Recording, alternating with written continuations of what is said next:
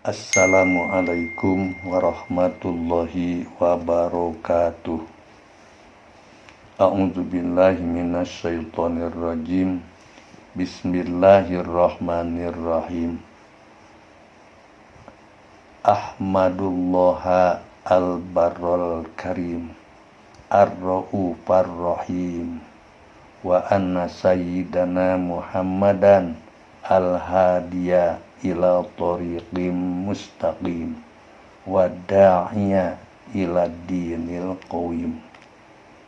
Ilahi anta maksudi wa ridhaka matlubi, a'tini mahabbataka wa ma'rifataka, wa a'tini ma'aka abada. Amma ba'du. Alhamdulillah, hayu ayeuna urang lajengkeun deui hanca nu kamari ngabahas sunat ngangkatkeun dua dampal panangan tina salat teh tina 4 tempat. Hiji tina takbiratul ihram, kadua dina bade ruku. Kantun nu katilu nu dua tos dibahas kamari. Katiluna wa ingdal i'tidali, jeung nalika i'tidal. Ae arro'i minar ruku lil i'tidal, tegesna ngangkatkeun kitunya tina ruku kana i'tidal, ngangkatkeun sirah tina ruku kana i'tidal, cengkat ka luhur.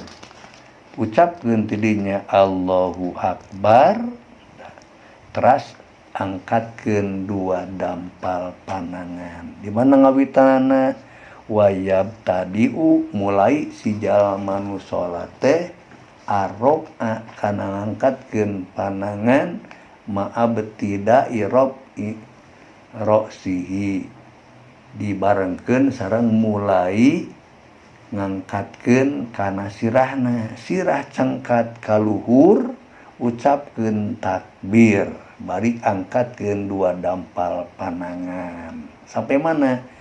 Tadi teh sampai malebahan dua dampal panangan kana dua tak-tak. Ngan pa idastawa iman, di mana geus ajeg sampurna, geus ajeg arsalahuma, mangka ngalepaskeun, ngarumbaikeun si jalma nu salat takbir teh kana dua dampal panangan. Tapi irisalan hopipan, rumaikeunna lalaunan, ulah digebukeun ulah lalaunan. Tahta sodrihi, disimpen hanapeun dadana. Jadi kieu ngawitan ngangkatkeun dampal panangan teh bari takbir, tina ngawitan nyengkatkeun sirah tina ruku kana i'tidal. Sami Allahu liman hamidah, bener. Sami Allahu liman hamidah kaluhur, panangan angkatkeun duanana sampai malebahan dua panangan kana dua tak-tak. Bila mana geus ajeg mah nangtung, geus sampurna nangtungna, rumaikeun dua dampal panangan lalaunan, teras simpen hanapeun dada. Kitu. Teu simpen mangga dirumaikeun ka handap teu sawios, rumaikeun ka handap. Model garib di urang pan ka hanapeun. Dihanapeun dadakeun mangga. Mangga eta mah. Bae hanapeun bujal ka hanapeun mangga, teu sawios eta mah. Nu penting ngajaga supaya leungeun ulah robah bising nyorang aya pembatalan salat ku salasu harokatin mutawaliyah, eta pan mutawaliyat. 3 robahan tuluy-tuluy pan batal, tapi sing eta mentak simpen hanapeun dada. Mun ieu mah tahta sodri hanapeun dadana cenah. Kitu. Eta katilu. Teras kaopatna indal qiyam minat tasahudil awal. Kaopatna sunat ngangkatkeun dua dampal panangan nalika salat tina nangtung tina tasahud awal. Tos beres tasahud awal, Allahumma sholli ala sayyidina Muhammad.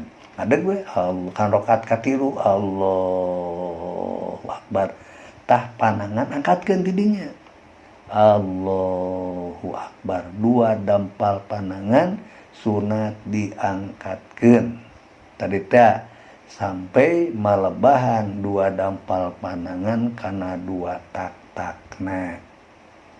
Eta teras kahanapkeun cara tadi simpen anu dampal panangan kenca ti payun ditumpang ku dampal panangan anu katuhu gitu. Jadi tina sabada naon namina teh tasahud anu awal. Nah keterangan walau sholat min ku'udin ustuhiba lahu arropu inda takbir akibat tasahudil awal. Ya keterangan tina kitab Kasifatus Sajanya. Walau sholat lamun sholat si jalma min ku'udin sholat nateh diu ustuhiba lahu disunatkeun ka manehna aropu ngangkatkeun dua dampal panangan inda takbir nalika takbir kitunya akibat tasahudil awal tina sabada tasahud awal.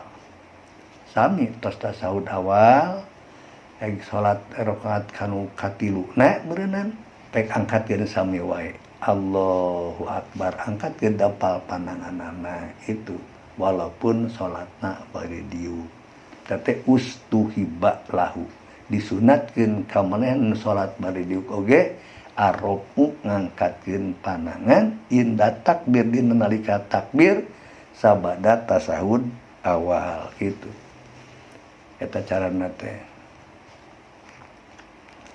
Aya cenah nyebatkeun kumaha lamun sabada diuk istirahat keun ngerokaat ka hiji sabada sujud kadua memeh nangtuh calik heula ge ke calik geus calik disunatkeun teh cenah sujud naon tak angkatkeun panangan ta eta mah teh disunatkeun walaupun aya anu nyunatkeun saperti Imam Sarqawi. Saur Imam Sarqawi mah tetap nangtung tina diuk istirahat oge disunatkeun robu menurutkeun katerangan dia bahwa dhaifun eta kaulna teh dhaif ngaranna kaulna kaul dhaif ulah jadi anu sunatkeun mah cuman sabada tasahud awal nangtung kana rakaat katilu tah kakara nya sunat diangkatkeun dua dampal pananganana. Doib qala Syaihuna Muhammad Hasbullah summa qala wal mu'tamad la yusanu ngadau Syaihuna Muhammad Hasbullah sareng ngadaukeun Syaihuna ari nu mu'tamad mah la yusanu teu disunatkeun ngangkatkeun dua dampal panangan tina sabada calik istirahat. Nu disunatkeun mah sabada tasahud awal. Kumaha lamun teu ngajalankeun? Tah, fa in taroka rob api ma umirobih au fa'alahu fi ma lam yu'mar bih. Jawabna teh kuriha cenah. Mangka lamun ninggalkeun si jalma kana ngangkatkeun dua dampal panangan pima umirobeh dina perkara anu diparentah meureun opat tadi pendiparenta disunatkeun au fa'alahu pima lam yumar atau migawe kana angkatkeun leungeun tina sesuatu nu teu diparentah salian tin opat eta teh kuriha dimakruhkeun entong urang mah saena mah tuturkeun we ieu nu opat tempat tadi takbiratul ihram nya terus ruku tidak sareng cengkat tina tasahud awal eta nu opat ge disuratkeun angkatkeun dampal panangan ngan salian eta mah entong diangkatkeun tah sakieu panginten anbaskeun hanca nu nembe tina sunat ngangkatkeun dua dampal panangan tina opat tempat cekap sakieu Billahi taufiq wal hidayah. Wassalamualaikum warahmatullahi wabarakatuh.